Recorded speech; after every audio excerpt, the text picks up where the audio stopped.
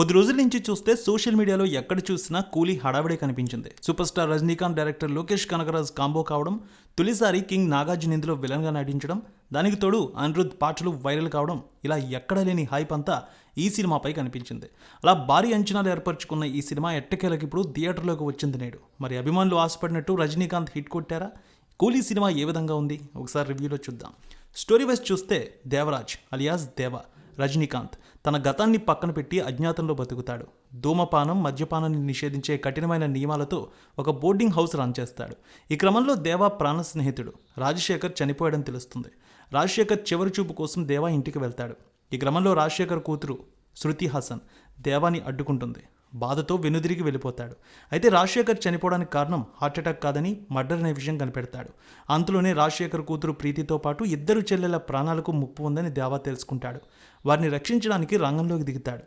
ఈ క్రమంలో హంతకుణ్ణి వెలికి తీయాలని నిశ్చయించుకున్న దేవా విశాఖపట్నంలో ఒక స్మగ్లింగ్ ఓటాలో చేరతాడు. అక్కడ సైమన్ నాగార్జున చేసే అక్రమ వ్యాపారాన్ని దేవా కనిపెడతాడు. అసలు సైమన్ చేసే అక్రమ వ్యాపారం ఏంటి? ఆ బిజినెస్ను దేవా ఎలా అరికట్టాడు? సత్యరాజ్ను చంపిన వ్యక్తి ఎవరు? రాజశేఖర్ చనిపోయే ముందు దాచిన నిజం ఏమిటి? సైమన్ కుమారుడు అర్జున్ కన్నా రవి తన తండ్రి నేర సామ్రాజ్యాన్ని తిరస్కరించి కస్టమ్ అధికారి ఎందుకయ్యాడు? ఇందులో అమీర్ ఖాన్, ఉపేంద్ర, శోభిన్ షాహీర్ పాత్రలేమిటనే తెలియాలంటే వెండి తెరపై కూలీ సినిమా చూడాల్సిందే. రజనీకాంత్ టైటిల్ రోల్లో కూలీ అనే సినిమా అనౌన్స్ చేసినప్పటి నుంచి సినిమా మీద అంచనాలు పెరుగుతూనే వచ్చాయి. దానికి తోడు ఒక్కో భాష నుంచి ఆయా భాషల్లో సూపర్ స్టార్లుగా ఉన్న వారిని సినిమాలో భాగం చేశారు. ఈ సినిమా మీద మరింత అంచనాలు పెరిగిపోయాయి. తెలుగు నుంచి నాగార్జున, కన్నడ నుంచి ఉపేంద్ర, హిందీ నుంచి అమీర్ ఖాన్, మలయాళం నుంచి శోభిన్ షాహీర్, ఇలా ప్రస్తుతం టాప్ లీగ్లో ఉన్నటువంటి వారిని సినిమాలో భాగం చేశారు దర్శకుడు.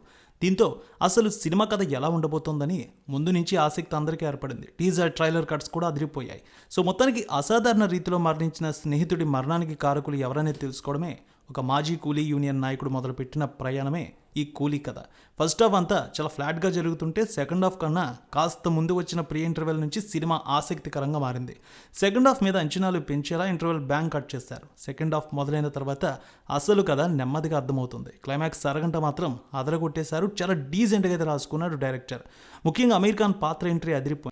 అమీర్ ఖాన్తో పాటు ఉపేంద్రకు కూడా మంచి ఎలివేషన్స్ వచ్చాయి. నిజానికి ఇది ఒక రివెంజ్ డ్రామా అనే చెప్పాలి. స్నేహితుడి హత్యకు పగ తీర్చుకునేందుకు మరో స్నేహితుడు చేసిన యుద్ధం అసలైన కూలీ కథ. రజనీకాంత్ ఎప్పటిలాగానే తన స్వాగ్ స్టైల్తో ఆకట్టుకున్నారు. విలనిజం చేసిన నాగార్జున కొంచెం కొత్తగానే కనిపించారు.